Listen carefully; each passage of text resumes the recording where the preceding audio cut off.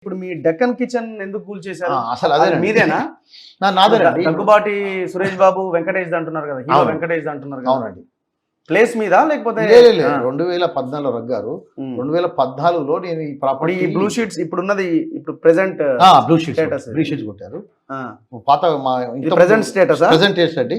Lands belongs to ఎవరిది? సురేష్ బాబు రాశారు. Okay. మా పాత ఫోటో నా హోటల్ చూడండి, ఆ ఫోటో ఇది మీద ఇది నాదండి. చూడండి ఇట్లా ఉండే. సో అన్ని నా హోటల్ పైన అది ఫస్ట్ ఫ్లోర్ సెకండ్ ఫ్లోర్ అట్లా ఉండేయండి. ఓకే. సో గ్రౌండ్ ఫ్లోర్ ఇట్లా ఉండే.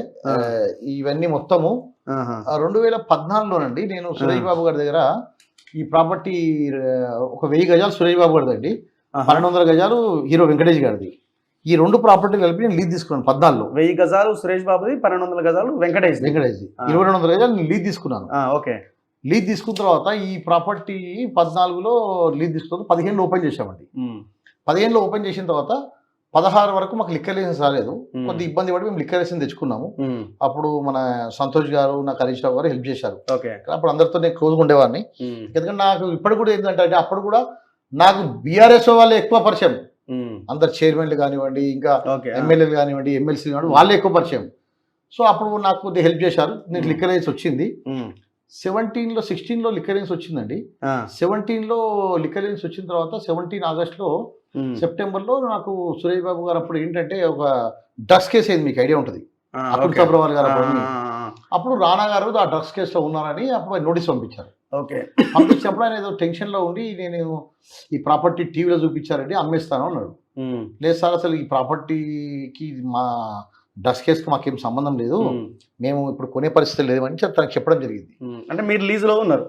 లీజ్లో ఉన్నారు 17లో.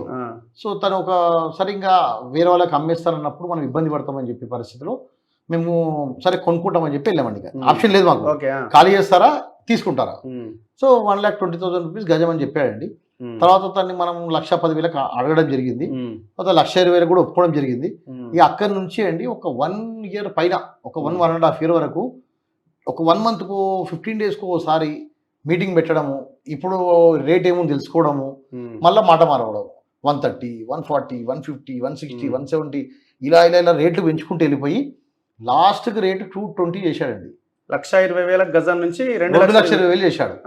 అప్పుడు దాన్ని నేను లేదు సార్ ఇట్లా చేయడం కరెక్ట్ కాదు అని చెప్పి కూర్చొని మళ్ళీ ఏదో మాట్లాడుకున్నప్పుడు నాకు లీజ్ అని ఇవ్వండి, నేను చాలా నష్టపోతాను, 10-12 కోట్లు పెట్టాను, నేను నష్టపోతాను అన్నప్పుడు తను నేను లీజ్కి ఇవ్వను, అమ్మేస్తానని చెప్పాడు. అప్పుడు ఒక ప్రాపర్టీ 1,80,000 కాడికి నేను సురేష్ బాబు దగ్గర కొనుక్కోవడం జరిగిందండి. కొనుక్కోవడం మీన్స్ డబ్బులని కట్టేసి డబ్బులు 3 కోట్ల రూపాయలు తనకు చెక్ ఇచ్చేసి తీసుకున్నాను. తీసుకున్న తర్వాత ఎన్ని గజాలు తీసుకున్నారు? 1000 గజాలు తీసుకున్నాను. యాక్చువల్గా మొత్తం మాట్లాడాను, 2 ప్రాపర్టీలు మాట్లాడాను. కానీ తను ఏమంటారంటే లాస్ట్కు ఒకటే ప్రాపర్టీ అమ్ముతారు, ఇప్పుడు ఈ ప్రాపర్టీ నెక్స్ట్ అమ్ముతాను అన్నాడు. నేను సార్ ఈ ఉన్న 1.5 ఇయర్ ఎక్స్పీరియన్స్లో మేము మిమ్మల్ని నమ్మాలంటే కష్టం సార్, మీరు మాకు ఏదన్నా ఇస్తే 2 ఇవ్వండి, లేకుంటే 2 అమ్మకండి, లీజ్ ఇవ్వండి. లేదు అంతా అంటే సరే ఒకటి అగ్రిమెంట్ చేసుకున్నాము. ఒకటి మళ్ళీ హీరో వెంకటేష్ గారితో నేను ఫ్రెష్గా లీజ్ డీడ్ ఎంటర్ అయ్యామండి. మీరు సపరేట్ వెంకటేష్తో ఎంటర్ అయ్యారు. సురేష్ బాబుది కొనేసిరు? సురేష్ బాబుది కొనుక్కున్నాం, అగ్రిమెంట్ ఆఫ్ సేల్ చేసుకున్నాం. అంటే ఆ రోజు నుంచి నాకు సురేష్ బాబుకు టెనెంట్ ల్యాండ్ లార్డ్ రిలేషన్ లేదండి, లీజ్ అండ్ వెండి వెండర్ రిలేషన్. ఆయన అమ్ముతున్నాడు, నేను కొనుక్కుంటున్నాను, ఆ రిలేషన్ ఉండే. తర్వాత వెంకటేష్ గారి ప్రాపర్టీ లీజ్ ఇచ్చారండి. మళ్ళీ కండిషన్ ఏం పెట్టుకున్నారు? మీరు 1000 గజాలు కొన్నప్పుడు నేను చెప్పా సార్, ఒకవేళ అగ్రిమెంట్ క్యాన్సిల్ అయితే అన్నది ఏమన్నా రాసుకున్నారు? లేదు, క్యాన్సిల్ ఏమి ఉండదండి, అగ్రిమెంట్ అట్లా ఉండదు. ఈ ప్రాపర్టీ కూడా కావాలని చెప్పినప్పుడు తను ఏమన్నా అంటే ఈ 3-4 ఇయర్స్ వరకు మనము ఇది రిజిస్టర్ చేసుకో, ఈ 3-4 ఇయర్స్ వరకు మీరు దీన్ని లీజుకి తీసుకోండి, మనము ఫ్యూచర్లో జాయింట్ లోన్ పెట్టి చేద్దాము, లేదంటే నీ ప్రాపర్టీ మీకే అమ్ముతాను, థర్డ్ పార్టీకి అమ్మను అని మొత్తం చెప్పాడు. నేను అన్నాను సార్ మీరు ఏది ఉన్నా కూడా మీరు నాకు లిఖితపూర్వకంగా ఇస్తే నేను దాన్ని అగ్రి చేస్తాను అన్నప్పుడు తను ఒక ఎంఓయూ చేశాడండి. ఈ కండిషన్స్ అన్ని పెట్టాడు. ఏది ఈ 1000 గజాలు కొనుక్కుంటే 1,200 గజాలు లీజ్కి ఇస్తాను, తర్వాత మీకే అమ్ముతాను, వేరే వాళ్ళకి అమ్మను అని చెప్పి పెట్టాడు. కరెక్ట్గా అండి అగ్రిమెంట్ చేసుకున్న నవంబర్ 3వ తారీఖుని అగ్రిమెంట్ చేసుకున్నాను. అగ్రిమెంట్ 3వ తారీఖు ఇస్తే 23వ తారీఖు తను నాకు రిటర్న్ ఇవ్వడం జరిగింది. 29వ తారీఖు వేరే అగ్రిమెంట్ ఎంటర్ అయ్యాడండి. నేను సెకండ్ అగ్రిమెంట్ ఎంటర్ అయ్యాడు సురేష్ బాబు గారు. అదేం సార్ అంటే వాళ్ళు 6 కోట్లు ఇచ్చారని చెప్పారు. అంటే మీకు అగ్రిమెంట్ చేసి ఇంకోరికి అమ్మిండా? నాకు అగ్రిమెంట్ చేసిన తర్వాత నేను 3 కోట్లు కదండి, వేరే వాళ్ళు 6 కోట్లు కదా, నేను 1,80,000 కదా, వేరే అతడు 2 లక్షలు అడిగారు వేరే వాళ్ళు, సో వాళ్ళకి ఇచ్చేసాడు. అంటే అతను కనీసం ఏంటంటే సార్ ఒకరికి అగ్రిమెంట్ చేసిన తర్వాత సెకండ్ అగ్రిమెంట్ చేయడం నేరం తప్పు అని కూడా తెలుసా, లేకుంటే మేము ఏం చేసినా ఏం ఫస్ట్ మీకే చేసిండా? ఫస్ట్ నాకే చేశాడు. నాకు అగ్రిమెంట్ ఆఫ్ సేల్ ఉంది, నేను మీకు చూపిస్తాను ఈ పేపర్స్. సో నాకు అగ్రిమెంట్ ఉంది, అగ్రిమెంట్ చేసిన తర్వాత ఇది దీంట్లో సీక్వెన్స్ ఆఫ్ డాక్యుమెంట్స్ ఉన్నాయండి అన్ని. ఓకే, నా 14 నుంచి ఎట్లున్నాయి అది, ఇదిగోండి ఇది నా లీజు, నా అగ్రిమెంట్ ఆఫ్ సేల్. అగ్రిమెంట్ ఏ రోజు 31 డేట్ అక్కడ ఉంటుంది చూడండి, నవంబర్ 3 పైన పైన అండి, అక్కడ okay. 3rd day of November 2018. Daggubati Suresh Babu son of D Ramanaidu Nandakumar in favour of Nandakumar. Okay. ఇంకోటి ఏంటంటే ఇంకోటి తీయండి, ఇంకోటి సెకండ్ అగ్రిమెంట్ ఎంఓఈ చదవండి సార్. అసలు ఎంఓఈ చాలా బ్రహ్మాండమైన ఎంఓఈ ఉంటుంది, హీరో వెంకటేష్ గారు చేశారు. ఇది సెకండ్ అగ్రిమెంట్ అండి. ఇది ఓహో, ఇది అంటే మీకు కాకుండా మాకు కాకుండా ఇంకోటి చేశారు. ఇది ఎప్పుడు చేశాడు? 29th November 2018 చేశాడు. బిట్వీన్ ఎవరెవరు? G Madhavi alias Madhavi Sharma. ఎవరు వీళ్ళు? యాక్చువల్గా ఏంటంటే దీంట్లో ఇంకొకటి ఉందండి, ఈజ్ నాట్ అబ్సల్యూట్లీ ఓనర్ అనమాట. యాక్చువల్గా ఏంటంటే మాధవి గారు అబ్సల్యూట్లీ ఓనర్. మాధవి గారు తెలుసు కదా మీకు, మాతృదేవ సినిమాలో హీరోయిన్ ఉండే కదా, ఆ మాధవి గారు యాక్చువల్ ఓనర్ అండి. అయితే మాధవి గారు యుఎస్ షిఫ్ట్ అయిపోయారు ఇప్పుడు. సో ఏముంటుందంటే ఫిల్మ్ నార్ కోఆపరేటివ్ సొసైటీలో ఒక హీరోకి ఒక ప్లాట్ అలాట్ చేస్తారండి. సో రెండో ప్లాట్ చేసుకోవడం నేరం అనమాట. అయితే ఆ భయంతో ఏం చేశాడు, ఏజీపీ చేసుకున్నాడు, సేల్ డీడ్ చేసుకోలేదు. ఓకే. సో దాంట్లో మాధవి గారికి ఏమైనా జరిగినా, సురేష్ బాబు గారికి ఏమైనా జరిగినా కూడా this transaction null and wide. Okay. So ఆ భయంతో తను కొడుకు పోయిన మీద కోర్టు ఆర్డర్ ఉండగా కూడా తను రిజిస్టర్ చేయించేసి. ఎవరు చేశాడు ఇది? ప్రమోద్ కుమార్ అండ్ రామరెడ్డి గారు అని అతను చేశారు. మరి వాళ్ళు ఎట్లా, వాళ్ళకి ఏం తెలియదా? తెలుసండి, అంటే వాళ్ళకు తెలుసో వాళ్ళకి నాలెడ్జ్ ఉందో లేదో తెలియదు. ఇది ఇంకో ఇది 16లో ఉన్న అగ్రిమెంట్ అండి. ఓకే, తీయండి. ఇంకొక ఎంఓయూ అన్నారు, ఎంఓయూ తీయండి, నేను తీస్తాను. ఇప్పుడు ఎక్కువ నిమిషం వెళ్ళండి, ముందుకు వెళ్ళండి, ఇంకొద్దిగా ముందుకు వెళ్ళండి.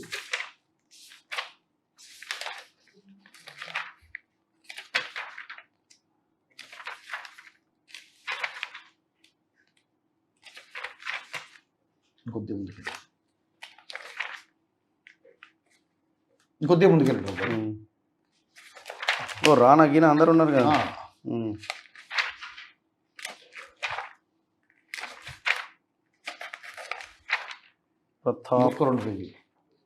నేను ఒకసారి మీకు చూడండి, ఒకసారి ఒక అడ్వకేట్తో నేను నోటీస్ కూడా పంపించాను, 5 కోట్ల రూపాయలు డీడ్ చూపించాను సార్. డీడ్ చూపించండి. Yes Suresh Babu 5 crores rupees recent గా తనకు నేను 2022లో ఆగస్ట్ అనుకుంటారు. దేనికి? ఇదేనా? ఓకే. అది నేను ఈ ల్యాండ్ గురించి నేను 5 కోట్ల డీడ్ కూడా పంపించానండి. ఓకే. తర్వాత ఇది 2019లో నేను నన్ను డిస్టర్బ్ చేస్తుంటే నేను హైకోర్టుకి వెళ్ళి తెచ్చుకుని ఆర్డర్. ఒక్క నిమిషం మీకు ఎంఓఐ చూపిస్తానండి. అందుకంటే ఇంట్రెస్ట్ ఫ్యాక్ట్ ఏంటంటే దీంట్లో ఎంఓఐ ఉంటుందండి చాలా.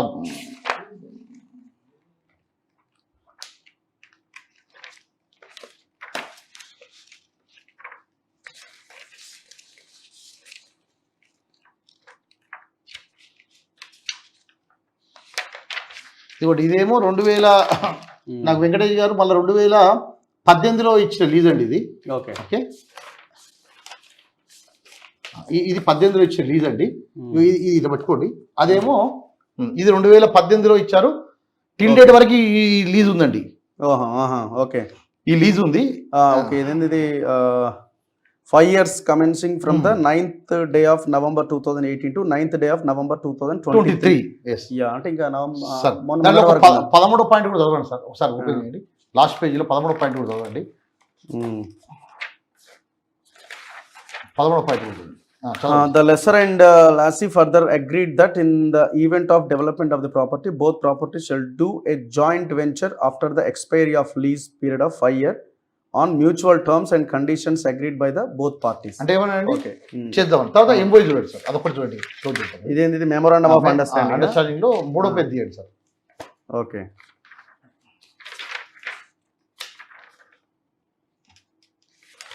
ఇది వెరీ ఇంపార్టెంట్ కండిషన్స్.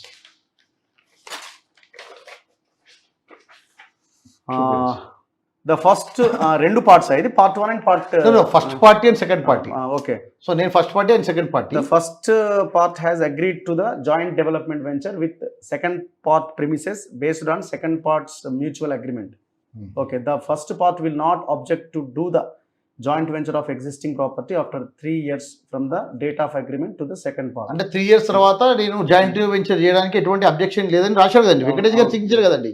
ఈ సంతకం అదే అదే అదే అది అది ఇదా? అది వెంకటేష్ గారి సిగ్నేచరే. వెంకటేష్ సిగ్నేచర్. వెంకటేష్ సిగ్నేచర్ అది. అన్ని పాయింట్స్ రాశారండి లీగల్ గా, అన్ని ఇన్వాల్వ్ అయిన తర్వాత కూడా. 19th day November 2018. Okay okay, ఈ అంటే నాకు ఆల్రెడీ లీజ్ ఉంది, ఎంఓఐ ఉంది, అన్ని పేపర్లు ఉండగా అగ్రిమెంట్ ఆఫ్ సేల్ ఉంది, అన్ని ఉన్న తర్వాత కూడా ఇక్కడ ప్రాబ్లం ఏమైందంటే రేటు పెరిగిందండి. సరే, ఏమైతే మార్కెట్ లో మనకు ఉన్నప్పుడు రేటు పెరుగుతో తగ్గుతుంది, ఆశ ఉంటది కదా. ఆశ పడలేదండి. ఇప్పుడు వాళ్ళు కూడా ఉన్నారు కదండి, 100 ఎకరాలు ఉన్నారు కదా. ఇప్పుడు మీకు మొన్న కూడా ఏదో పాపం మొన్న కూడా టీవీలో వచ్చింది కదా ఒక ఇన్సిడెంట్ ఏదో. ఏంటంటే నేను ఏమంటానండి, 80, 97, 87లో ఎప్పుడో ఆల్రెడీ గోపన్పల్లిలో అందరూ బీద వాళ్ళు 100-200 గజాలు తీసుకుంటే వాళ్ళ గుడిసెలు మొత్తం 200 మంది బౌన్సర్లను పెట్టి, అంటే నా ఇన్సిడెంట్కు ముందు 200 మంది బౌన్సర్లను పెట్టేసి మొత్తం నేలమట్టం చేసేసి రాత్రికి రాత్రి మొత్తం అన్ని సిస్టమ్స్ మేనేజ్ చేసి, ఇంత ఘోరం అండి. మనం ఇప్పుడు 1000 గజాలు మీరు ఆల్రెడీ కొన్నారు, అగ్రిమెంట్ సేల్ అయింది. ఇప్పుడు 12 గజాలు ఎంఓఐ కుదుర్చుకున్నారు. దెన్ తర్వాత ఏంది? ఇప్పుడు ఇది అయిన తర్వాత ఈ ఇన్సిడెంట్ అయింది కదండి, ఫామ్ హౌస్ కేసు అయిన తర్వాత ఇక రకరకాల ప్రెషర్లు పెట్టి నాతోని. సరే, నేను ఎటువంటి దానికంటే 10వ 11వ తారీఖు రోజు నన్ను కస్టడీ తీసుకెళ్లారండి. అయిపోయిన తర్వాత 12వ తారీఖు రోజు మా ఇల్లు, మా హోటల్ అన్ని మొత్తము సెర్చ్ చేసేసి సీసీ కెమెరాలని తీసేశారు. 13వ తారీఖు నవంబర్ 13వ తారీఖు రోజు సండే రోజు అండి, దట్టు సండే పొద్దున్నే 11 గంటలకు జిహెచ్ఎంసీ వాళ్ళు బుల్డోజర్లు, ప్రైవేట్ బుల్డోజర్లు తీసుకొని రావడం జరిగింది. వచ్చి కంప్లీట్గా హోటల్ని డిస్మెంటల్ చేయడం, అంటే సామాన్, అంటే దాంట్లో ఎక్విప్మెంట్స్ ఉంటాయి కదండి, ఆ సామాన్ కూడా తీసే టైం కూడా డిస్మెంటల్ చేస్తుంటే మాకు ఆల్రెడీ కోర్ట్ ఆర్డర్ ఉందండి. నేను ఆ కోర్ట్ ఆర్డర్ చూపిస్తాను. ఈ కోర్ట్ ఆర్డర్ కూడా చూపియండి. ఓకే, ఈ కోర్ట్ ఆర్డర్ చాలా ఇంపార్టెంట్ అండి. హైకోర్టు, ఆనరబుల్ హైకోర్టు ఇచ్చింది. ఓకే, ఇదిగోండి, ఇది court order. Okay, writ petition number 18529. Okay, Daggubati Venkatesh son of Shri late Shri Ramanaidu. Sir date ఎప్పుడు సార్ అది ఇచ్చింది? పైన చూడండి, November 11th. Okay, November 11th ఇచ్చింది. 11th ఇచ్చిన తర్వాత స్టే ఇచ్చింది. ఎవరు కూడా దీంట్లోకి జిహెచ్ఎంసీ కానివ్వండి, ఓనర్స్ కానివ్వండి రావద్దు, వాళ్ళు బిజినెస్ డిస్టర్బ్ చేయొద్దు అని చెప్పి ఇచ్చింది. ఓకే, అయినా సండే రోజు జిహెచ్ఎంసీలో ఎక్కడ కూడా అండి, ఇండియా మొత్తంలో సుప్రీంకోర్టు రూల్ ఏముందంటే సండే రోజు ఎక్కడ కూడా డిస్మెంటల్ చేయొద్దు. డిస్మెంటల్ చేయాలంటే ప్రత్యేకమైన ఆర్డర్ ఉండాలండి జిహెచ్ఎంసీ వాళ్ళకు. ఈ ప్రాపర్టీ డిస్మెంటల్ చేయాలంటే వాళ్ళు వెళ్ళి పోలీసులో సెక్యూరిటీ తీసుకొని ఎన్నో ఫార్మాలిటీస్ ఉంటాయి వాళ్ళకు. ఓకే, నోటీస్ ఇవ్వాలి ఓనర్స్కు అండ్ ఉన్న అక్కడ రెంట్దారులకు. ఇవన్నీ ఎటువంటి పాటించకుండా డిస్మెంటల్ చేస్తుంటే మా వైఫ్ అండ్ మా బాబు ఆర్డర్ తీసుకొని వచ్చి చూపించారండి. అప్పుడు ఆ జిహెచ్ఎంసీ వాళ్ళకు మొహం లేకుండా ఆయన వెళ్ళిపోయాడు. రాజ్ కుమార్ ఆయన ఇప్పటికే కొట్టేసిరా? అప్పుడు అక్కడ కొట్టేస్తూనే ఉండండి. మీడియా అందరూ అడుగుతున్నారు ఎందుకు కొడుతున్నారు సార్ అంటే కూడా ఇల్లీగల్ కన్స్ట్రక్షన్స్ మరి ఇల్లీగల్ కన్స్ట్రక్షన్ ఉంటుంది రగ్గారు 2014 నుంచి లేవండి. నేను 14 నుంచి మీకు ఫోటోలు చూపిస్తాను. అప్పుడున్న లేని ఇల్లీగల్ కన్స్ట్రక్షన్ 2022లో వచ్చినాయి ఇల్లీగల్ కన్స్ట్రక్షన్స్. సో వాళ్ళకు రాజకీయంగా ఏందో ప్రాబ్లం నాకు ఇప్పటికీ అర్థం కాలేదు. పలగొడుతున్నప్పుడు మా వాళ్ళు వచ్చినప్పుడు వాళ్ళు వెళ్ళిపోయారు. మధ్యాహ్నం జిహెచ్ఎంసీ వాళ్ళు వెళ్ళిపోయారు. వాళ్ళ పాట అయిపోయింది అక్కడికి. కోర్టు ఆర్డర్ చూపించగానే వాళ్ళకి భయమే వెళ్ళిపోయారు. అక్కడ ఇంకా సాయంత్రం ఒరిజినల్ స్టోరీ స్టార్ట్ అయిందండి. ఇంకా ఈ సురేష్ బాబు గారు, వెంకటేష్ గారు అందరు కలిసి ఒక 100 మంది బౌన్సర్లను తీసుకొని సైట్ మీదకి రావడము, సైట్ లో కూర్చోవడము, టెంట్ వేసుకొని కూర్చున్నారు. ఆ ఫోటోగ్రాఫ్స్ ఉన్నాయి, నేను చూపిస్తాను. ఆ ఫోటోగ్రాఫ్స్ కూడా నేను, ఎందుకంటే ఇప్పుడే డిక్లేర్ చేస్తే బాగుండదు, నేను కోర్టులో కూడా సబ్మిట్ చేశాను. ఆ ఫోటోగ్రాఫ్స్, ఆ వీడియోగ్రాఫ్స్ కూడా ఉన్నాయి.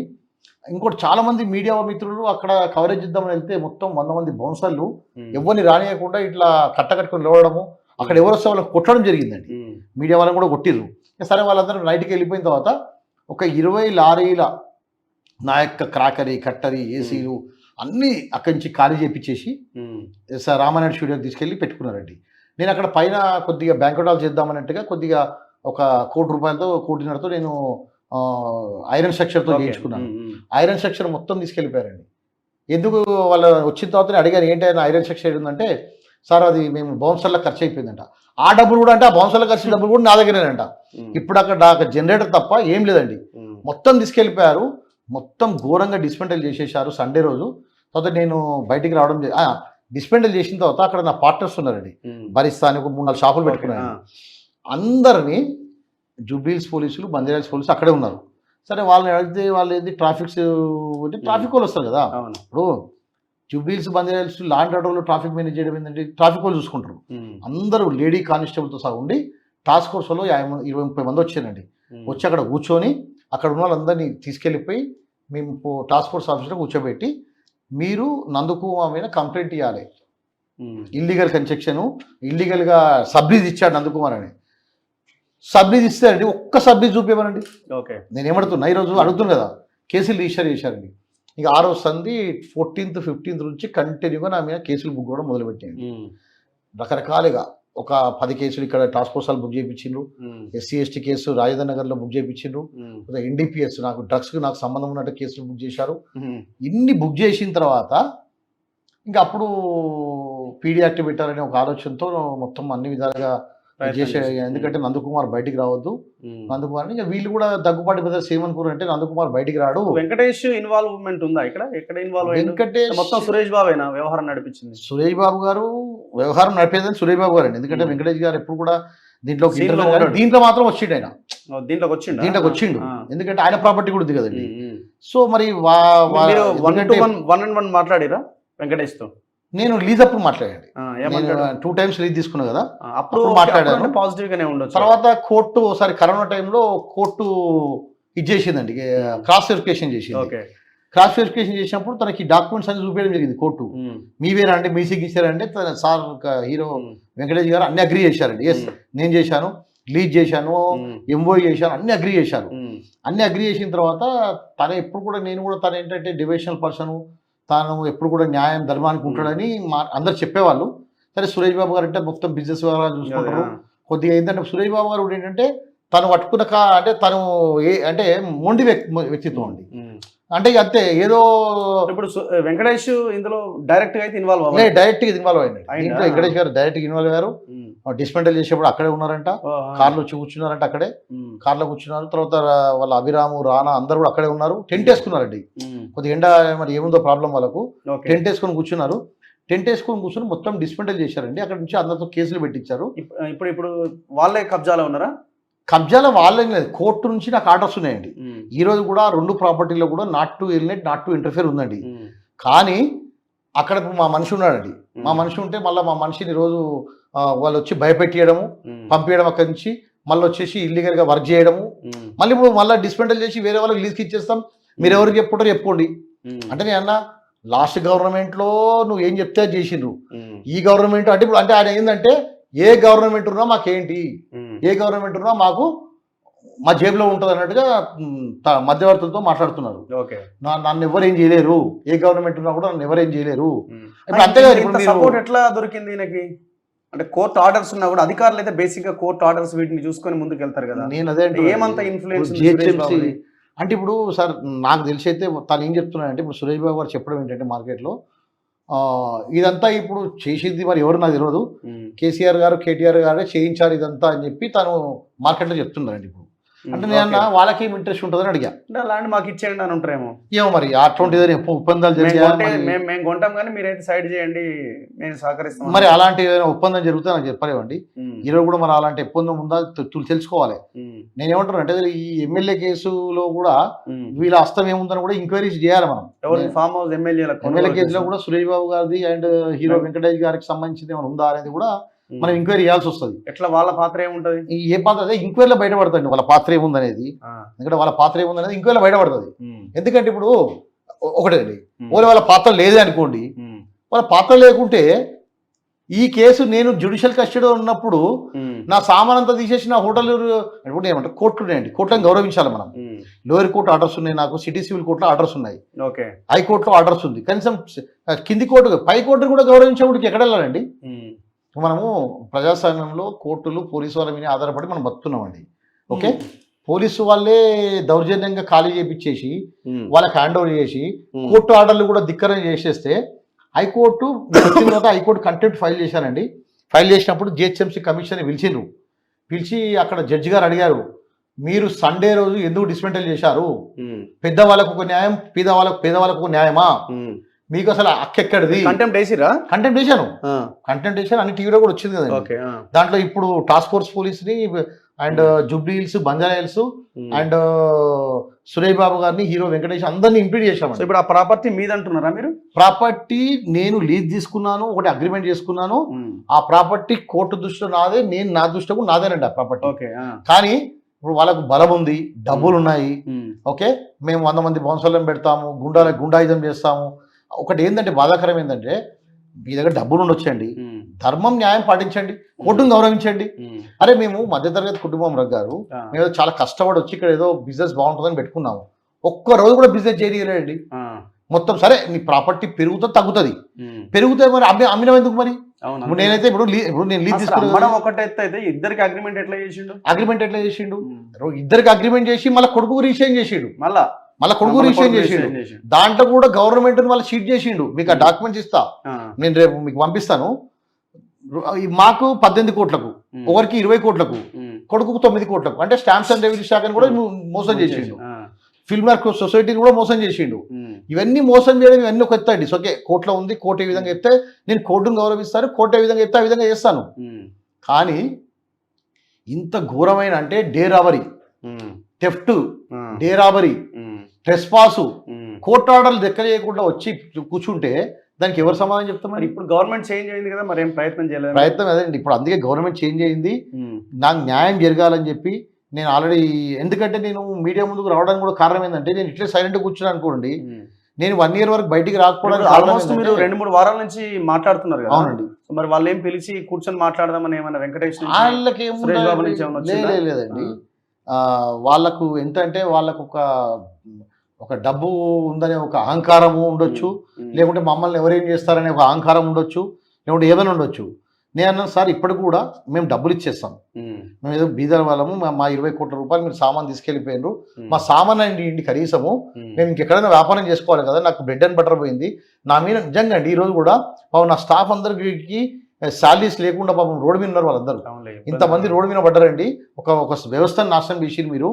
నా ఎమ్మెల్యే కేసుకు ఈ హోటల్ డిస్మెంటల్ కారణం అనేది, ఉమ్, అసలు ఈ జిహెచ్ఎంసీ అధికారులకు ఎవరు ఆర్డర్ ఇచ్చారు? ఓకే. ఓకే, నేను అడిగేది ఏంటంటే, ఉమ్, జిహెచ్ఎంసీ అధికారులకు ఎవరు ఆర్డర్ ఇచ్చారు, ఎవరు కూల్పేశారు? ఓకే, ఎందుకంటే ఇంత డే రావరీ చేసే ధైర్యం వాళ్ళకి ఎటు నుంచి వచ్చిందండి? ఉమ్, ఆ ధైర్యం ఎవరిచ్చిర్రు? మామూలుగా అయితే ఇప్పుడు వాళ్ళు అంత ధైర్యం చేయరు వాళ్ళు, ఎందుకంటే నేను 5 years నుంచి ఉన్నా కదండి అక్కడే. అవును. ఒక కేసు నుంచి నడుస్తుంది, 5 years నుంచి నడుస్తుంది. కానీ ఇంత ధైర్యం ఎందుకు చేశారు? ఈరోజు కూడా నాదే అక్కడ నేను అక్కడ వర్క్ చేస్తుంటే మళ్ళీ ఈరోజు కూడా వచ్చి వాళ్ళ లేబర్ని పెట్టేసి వర్క్ చేయించుకొని వేరేలోకి ఇచ్చేస్తాం, మీరు ఎవరు చెప్పుకోండి అని ఘోరంగా మాట్లాడుతుంది.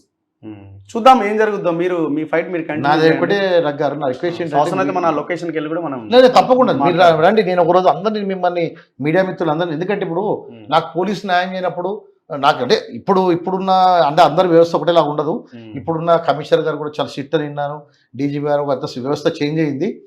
వీళ్ళందరికీ వెళ్ళి నేను రిప్రజెంటేషన్ కూడా ఇవ్వడం జరుగుతుంది. ఓకే. అండ్ మీడియా అనేది మీడియా అండ్ ప్రజలు అనేది నమ్ముతానండి నేను. ఉమ్, మీడియా ముందుకు వచ్చిన ఎంతమందికి రిక్వెస్ట్ చేస్తున్నా ఏంటంటే, మనం అందరం మీడియా పంపిస్తున్నాం, అందరం కలిసి వెళ్దాం, ఓకే. అక్కడ ఏం జరుగుతుంది. నేనేమంటున్నాను, వాళ్ళ కోర్టు ఆర్డర్ ఉందనుకోండి, ఈరోజు తీసుకురమ్మనండి సార్, నేను ఇప్పుడు తీసుకొచ్చా కదా కోర్టు ఆర్డర్, ఉమ్, వాళ్ళని కూడా కోర్టు ఆర్డర్ తీసుకొని రమ్మనండి. ఓకే. ఓకే, వచ్చి తప్పని నందు తప్పని చెప్పానండి. నేను నా దగ్గర 5 కోట్ల రూపాయలు డీడీ చూపిస్తాను, నా అగ్రిమెంట్ చూపిస్తాను, వెంకటేష్ గారు చేసిన ఎంఓఐ చూపిస్తాను, అన్నీ చూపిస్తాను, ఉమ్, కోర్టు ఆర్డర్లు చూపిస్తాను. ఈ రోజు డేట్లో కోర్టు ఆర్డర్ చూపిస్తానండి. అప్పుడు మీరు ఒప్పుకుంటారా? అక్కడ నేను అందరు మీడియా మిత్రులను పిలుస్తాను, అక్కడ జరిగిన అన్యాయం అక్కడే తెలుసుకుందాం. ఓకే. కానీ ఏంటంటే, నేను చట్టాన్ని న్యాయాన్ని గౌరవించే వ్యక్తిని కాబట్టి నేను వాళ్ళు చేసిన తప్పులు మీరు చేయలేదు. కట్టిన డబ్బులకి ఇంకా డబుల్గా ఇచ్చేస్తాను వెళ్ళిపో అంటే మీరు రెడీగా ఉన్నారా? లేదు సార్, ఇప్పుడు నేనేంటంటే, ఇప్పుడు డబ్బులు అంటే ఇప్పుడు మన ఎక్కడో ప్రాపర్టీ ఉండదు కదండి, ఆ, మరి వాళ్ళకు కూడా ఇచ్చేయమని నేను వెళ్ళిపోతాను. ఉమ్, ఓకే. వడ్డీనాగుల పొలం 100 ఎకరాలు కొన్నాడు, ఉమ్, అక్కడ అక్రమంగా రోడ్ వేసుకుండు, ఉమ్, అప్పుడున్న మేయర్ రోడ్ వేయించిండు, ఆయన అక్కడ రోడ్ లేకుండా రోడ్ వేయించిండు. ఓకే. కానీ ఇటువంటి చాలా ఉన్నాయి, ఓకే. అది నాకు సంబంధించిన విషయాలు కాదు. మొన్న కూడా ఏదో అంత పెద్ద చాలా ఇష్యూ అయింది. సో నేనంటే ఇంతమంది బీద వాళ్ళకు ఇంతమంది చిన్న వాళ్ళని కొట్టి నువ్వేం సాధిస్తావు అనేది నాకు క్వశ్చన్ అండి. అంతే. ఏం సాధిస్తారండి? అందరూ తెలియదు అదే కదా. అంతే కదా. నేనంటారా ఇంతమందికి అన్యాయం చేసినప్పుడు నీకు దేవుడు న్యాయం చేయడం అనేది, నేను దేవుడిని నమ్ముతానండి. దేవుడు అతనికి న్యాయం చేయడు. ఎందుకంటే ఇంతమందికి బీద వాళ్ళ ఉసురు పోసుకోవడం కరెక్ట్. సో ఇప్పుడు అట్లే ఉంటున్నారా మరి? అందరు నమ్ముతున్నారా? ఇంత పెద్దగా అయింది కదా మీకు? లేదు సార్, అంటే నాకు వ్యాపారం అంటే వ్యాపారం ఎందుకంటే 12 కేసులు ఉన్నాయండి, క్రిమినల్ కేసులు. ఆ కేసులన్నింటి నుంచి బయటపడాలి. ఎందుకంటే వీళ్ళు చేసిన వల్ల నాకు మొత్తం అందరికీ నేను నా పార్ట్నర్స్ అందరికి డ్యామేజ్ కట్టేయడం జరిగింది. నాకు మాత్రం వాళ్ళు డ్యామేజ్ ఇవ్వరు, నా సామాన్ ఇవ్వరు. సో నేను అడిగే ఏంటంటే జిహెచ్ఎంసీ అధికారులకు ఎవరు ఆర్డర్ ఇచ్చారు, టాస్క్ ఫోర్స్ రాధాకిషన్ రావు గారికి, ఖలీల్ పాషా గారికి ఎవరు ఆర్డర్ ఇచ్చారు నా మీద అక్రమంగా కేసులు పెట్టియాలని చెప్పి. రాధాకిషన్ రావు ఎంటర్ అయిందంటే కేటీఆర్ కేసీఆర్ ఎంటర్ అయినట్టే సార్. నేనేమంటున్నా, ఇప్పుడు కేసీఆర్ కేటీఆర్ అనేది వాళ్ళు చెప్పారా లేదా అనేది వాళ్ళు ఓరల్ గా చెప్తారు కానీ రిటర్న్ అయితే ఇవ్వరు కదండి. ఈరోజు జిహెచ్ఎంసీ వాళ్ళు ఏడుస్తుంది అదే కదా. సార్ మేము అనవసరంగా ఇరిగిపోయినాం, సార్ మేము అనవసరంగా అని కమిషనర్ కూడా ఆల్రెడీ, జోనల్ కమిషనర్ వీళ్ళందరూ నాకు కాల్ చేస్తే నేను రానండి అని చెప్పాను. సో నేనేమంటానండి, అధికారులు కూడా ప్రభుత్వాలు మారుతాయి, ఓకే, మనం మనుషులందరూ ఇక్కడే ఉంటాం. నేనేమంటారు అంటే రూల్ ప్రకారం చేయండి. రేవంత్ రెడ్డిని కలుస్తానారేమో, పోయి కలిసి అదే గారు మీరు అపాయింట్మెంట్ ఇవ్వండి సార్. ఎందుకు? ప్రజా దర్బార్ ప్రజావాణి ఉంది కదా, మీరు ప్రజా దర్బార్లో అందరికి ఇబ్బంది ఎందుకంటే మన పెద్ద ఇష్యూ కదంటే ఈ పెద్ద మాట్లాడడానికి చాలా టైం పడుతుంది. ఒకవేళ మీరు లోపలికి వచ్చిరంటే మిమ్మల్ని తీసుకెళ్లి కూర్చోబెట్టి తప్పకుండా సార్, తప్పకుండా కలుస్తాను. సార్ దావోస్ వెళ్ళారు కదా, వస్తే తప్పకుండా కలుస్తాను. అంతలోపల నేను మిగతా నా రిప్రజెంటేషన్ రెడీ చేసుకున్నాను. నాకు జరిగిన అన్యాయానికి మీరందరూ మీడియా మిత్రులు అండ్ ప్రజలందరూ సపోర్ట్ చేయాలి. ఈ ఇష్యూని మాత్రము ఇంతటితో వదలకుండా కొద్దిగా మీరే ముందుకు తీసుకెళ్ళాలి. Okay, thank you very much Nandakumar గారు, థ్యాంక్ యూ. సో ఇది 2 అంశాలు మనకు ప్రధానంగా కనిపిస్తున్నాయి. ఒకటి ఫామ్ హౌస్ కొనుగోలు కేసు, దానికి లింక్ గా ఉన్న ఆయన హోటల్ కూల్చివేత, దగ్గుబాటి సురేష్ బాబు, వెంకటేష్ అరాచకం, ఇవన్నీ మన కళ్ళ ముందు కనబడతా ఉన్నాయి. చూద్దాం ఫర్దర్గా ఈ గవర్నమెంట్లో అయినా న్యాయం జరుగుతా లేదా అన్నది. చూస్తూనే ఉండండి మన తొలి వెలుగు.